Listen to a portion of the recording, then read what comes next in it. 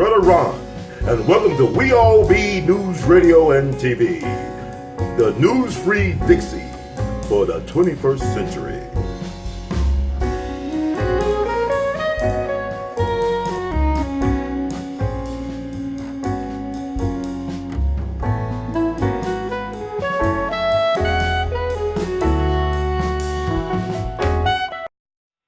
Brother Greg, are you there? I sure am. All right. We All Be Radio is proud to have on Brother Greg Kading, former LAPD detective and author of the newly released Murder Rap, which tells a story about Biggie Smalls' death as well as Tupac Amaru Shakur, two of rap's greatest performers. How you doing tonight, sir? I'm great, Ron. Thanks for having me on your show. It's an honor to have you. And I'd like to ask you, what inspired you to write this book, Murder Rap? Well, it was a combination of things, but more than anything else, I just thought it was in the best interest of the people that deserve to know what the police department knows at this point in time. Valletta Wallace, Afeni Shakur, their families, and all their fans just need to know what we have discovered during our investigation, and I think that all of their collective interests outweigh the interests of those that don't want this story told. Now, what is the premise of the book? What is the synopsis basically, excuse me? Well, the story's about the reinvigorated investigation of Biggie Smalls that started in 2006 as a result of the civil lawsuit that was waged against the city of Los Angeles by Mrs. Wallace and her estate. And it started out as just the Biggie Smalls murder investigation, but as a result of it, we kind of stumbled or, naturally fell upon the Tupac Shakur investigation that had occurred 6 months earlier. So you said in the book, what I get from what I read from LA Weekly and some of your other interviews, that you're suggesting that Tupac was murdered by Puffy on orders of Puffy, and also that Biggie was murdered by orders of Suge Knight, correct? That's the information that we received from the co-conspirators. We had one of the individuals that was involved in the Tupac murder confessing to his involvement, his participation, and advising us that it was solicited by Puffy Combs several times earlier. So, man, of course, I'm listening on the Biggie. Okay, I apologize. And then on the Biggie Smalls murder, we have another co-conspirator who confesses about her involvement in conspiring with Suge Knight and an individual named Poochie to kill Biggie Smalls in retaliation for the Tupac shooting. But what I get from the evidence of the night when Tupac was shot, that so you're saying that Baby Lane Anderson, I know Baby Lane Anderson was the shooter of Tupac, correct? He was the trigger man. But what I get from the camera viewpoint at the hotel where Tupac and his entourage jumped on Anderson, that he didn't provoke anything. It's like he was just a guy just standing around, and all of a sudden he was attacked by Tupac and his entourage. I mean, so how could it be planned if it's like the attack wasn't planned? Yeah, and that's what Orlando Anderson's uncle Keefe D is telling us, that it was not planned. It was just happenstance that Orlando was there. But the attack on Orlando, I can't say was entirely unprovoked. Okay. You've got to remember that right before Tupac runs over and attacks Orlando, a guy named Trayvon Lane, who's one of Suge Knight's associates, whispers in Tupac's ear. What he's telling him is, hey, there's the guy that stole the death row necklace over at the mall sometime earlier. Because Orlando Anderson and several of his friends had jumped on some of the Mob Piru friends of Suge Knight's, the death row entourage, and stole a death row necklace. And so that's what precipitated that particular attack. Oh, so wow. So this had like a little running history before the event that happened on the night of September 7th. Oh, you've got to look at all the history. You have to look at Suge Knight's bodyguard, Jai Robus, getting killed in Atlanta, and then the individual from Bad Boy that was suspected of that killing getting killed in Atlanta, a guy named Anthony Wolf Jones. I mean, there's a long history of animosity and violence between the Bad Boy camp and the death row camp. So we all know now that Suge is a member or is affiliated with the Mob Pirus, correct? Bloods? Absolutely. And that Puffy actually did use Crips as security for his West Coast trips. Is that true? He employed Crips? Yeah, he used them in a kind of an indirect way. They weren't on like a security detail per se, that he would give them tickets to attend the shows and the events so that they would be in attendance and therefore kind of provide a certain degree of protection, because the Southside Crips that were surrounding him were the natural enemies of the Mob Piru, which of course were associated with Suge.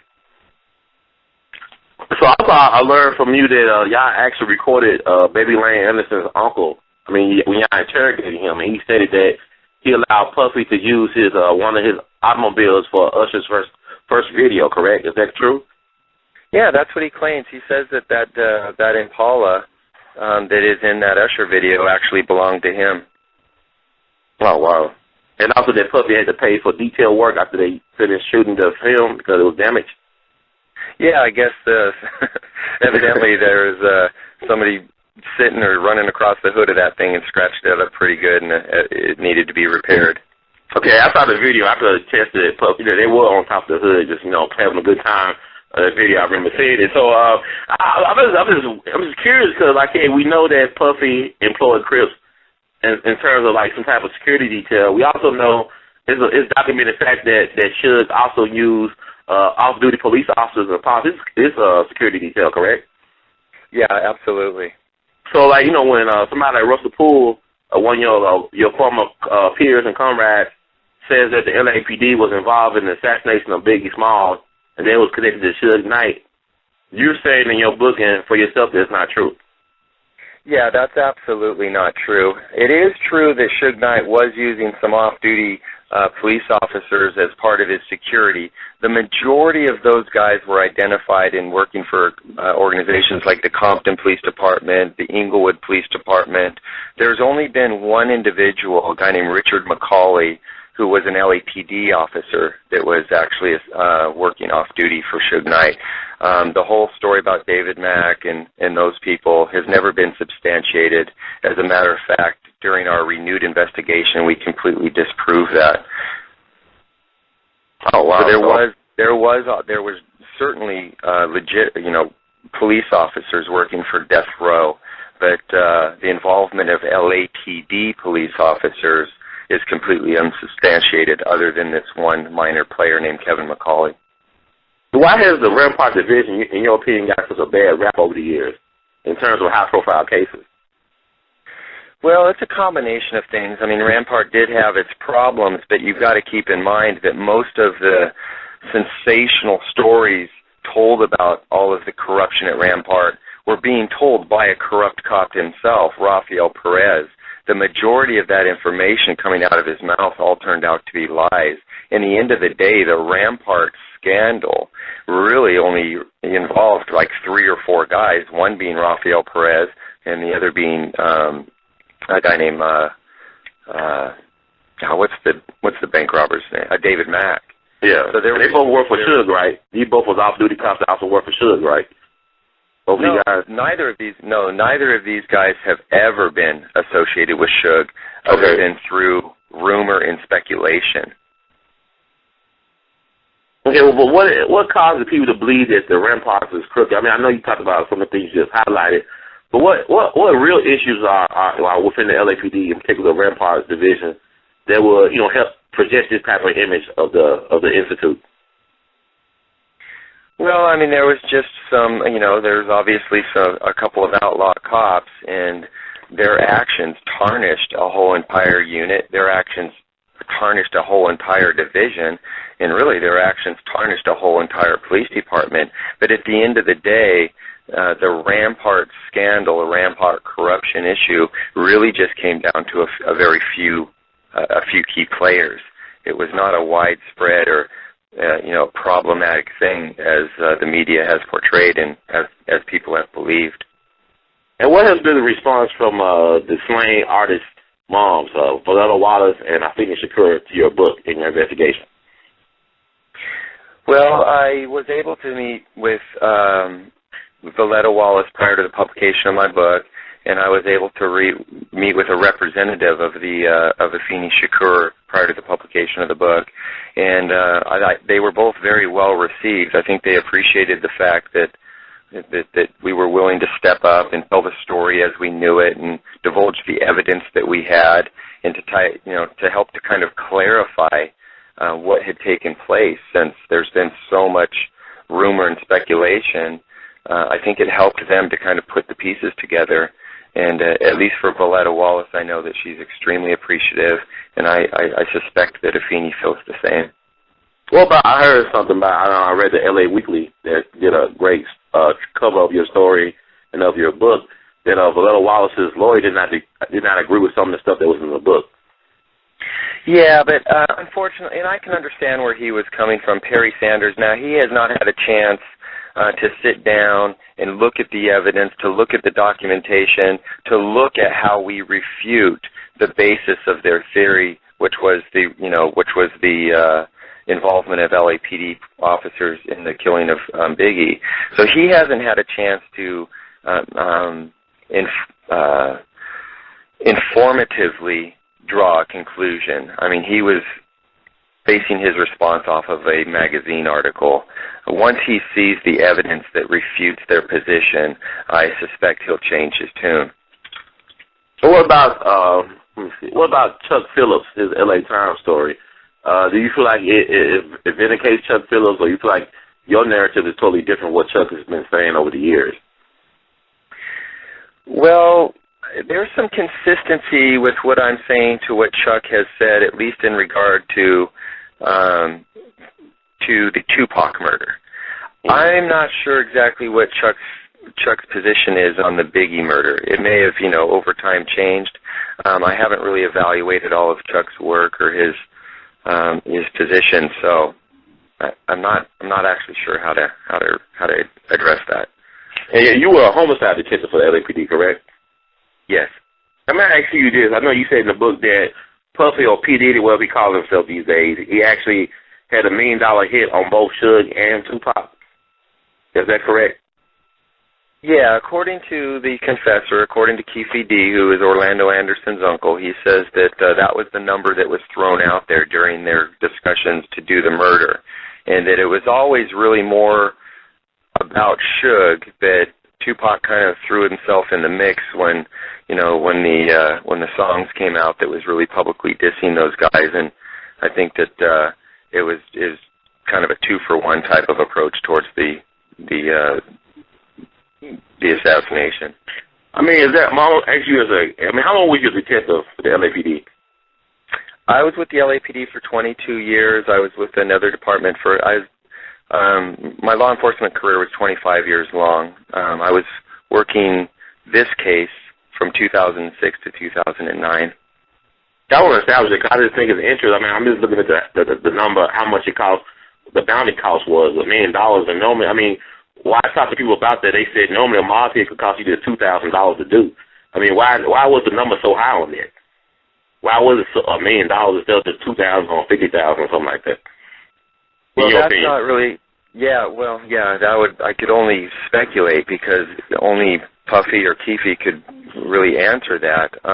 You never know. It could have been a number that was just thrown out there as an exaggeration, kind of a boast, like, man, I will give you $1 million to do that. I don't know. I do believe that Keefe D. took it seriously. I do believe that he's telling the truth regarding the events. Regarding that amount of money, it does seem a little bit extreme. But, who's to say? It's all about how serious you are about getting somebody killed. And if that individual that you're targeting is interfering with your potential business efforts, then maybe it's not that much. If somebody's standing in the way of you expanding your music empire, that might put it into a different perspective. And I also I know you self-published a book. I mean, it's like this story has been like a story that a lot of mainstream publishers have been interested in pursuing. Why wasn't that the case? Was it hard to sell the book to a mainstream publisher to publish? I actually did. Initially, I did sell the book to a mainstream publisher, and it was with them for the better part of a year. And they got very concerned about the litigation issues, the potential litigation issues. And so they backed out and declined decided not to publish, so kind of left me with no other option than to self-publish. But there was just a lot of concern with the potential litigation problems associated with the book. I mean, are you concerned now? Because I look at the fact that, I mean, you naming, Puffy as a conspirator in the murders of Tupac, and also Suge, who's been, I guess he's been investigated for years in and out. I mean, and his involvement in a lot of things. But, I mean, like, somebody like that, you ain't scared of litigation from Puffy's camp or P. Diddy's camp about the accusations in the book? No, I'm not scared. I mean, I don't live in fear of that. I understand that it's a very real possibility that might occur, and I went into this knowingly accepting that. So it's just going to be what it's going to be. My living philosophy is that you tell the truth as you know it, and then you let the chips fall where they may. And what do you plan to get out of this book, out of this venture? I mean, what is the hope for you that this book will do? Well, two things. Primarily, I wanted to at least provide Valletta Wallace and Afeni Shakur with what we knew in the investigation. I think as mothers, they deserve to know that, especially if law enforcement's not aggressively pursuing those cases anymore. Once they were shelved and I came to the realization that they were not going to be moving forward, I felt obligated to take action. And I'm hoping that now that the book is out there and this information is being exposed, it might prompt the law enforcement agencies to be aggressive and to get the people into positions where we can maybe potentially bring charges. Oh, yeah, I mean, do you feel like, I'm going to ask you this in your opinion, do you feel like these cases about the deaths of Biggie and Tupac would ever be solved officially by the law authorities? I think that they could be. Whether they will or not is yet to be seen. I certainly hope so. I'm going to do everything I can in order to continue to push them forward, but only time will tell. I think that there's a very distinct possibility that they could be officially solved, and by saying that I mean with charges being filed against at least some of the co-conspirators. And also, I really enjoyed this conversation. You have a lot of food for thought in terms of this case and so many other things. And I just wanted to know, for you, what has been the response from the LAPD, from your peers, to this book? It's been kind of divided down the middle. I mean, the people that know me are very supportive, and I get a lot of good feedback, like, "Hey, Greg, we're proud of what you did, and we think you did the right thing." But then the people that don't know me look at me as somebody who's kind of betrayed the department, that I have a loyalty there that I've violated. So you get it across the board. I'm sure that the administration of the police department's not happy with me. They don't like to look like negligent or incompetent. So, it is what it is, and everybody just needs to stand up and face what they have or haven't done and then move on and accept responsibility. We certainly owe Valletta Wallace a tremendous apology, at the very least. And, so hopefully they'll live by their own standards and be transparent and be willing to improve the quality of what they do by recognizing their faults. And have you heard back from anybody from Russell Poole camp or the man himself about your new book and allegations in that book? No, the only thing I've heard is that I did a television interview for one of the local news stations out here, and evidently they contacted him, and his response was that I don't believe any of it. People have confessed to things in the past, but that he's got an investment in his theory, and he kind of needs to stick with it. So it's understandable that he would say that, but he really needs to evaluate the evidence before he makes just knee-jerk comments like that. Has there been? Okay, I'm sorry. That's okay. I was done. Has there been any offers to make a movie? Are you interested in making a movie about this book, about your book, or has there been an offers you've been approached with? Yeah, there's been some people talking about it. I'm evaluating those type of things. I would certainly only want to do that if Valletta Wallace and Afeni Shakur were involved. I would want their blessings, so to speak. And also, what's the most profound thing that you learned while writing this book? How long did it take you to write the book? And what has been the most profound thing you have learned while writing it? That's a great question. I might have to put some thought into that. Yeah, go ahead. Take your time.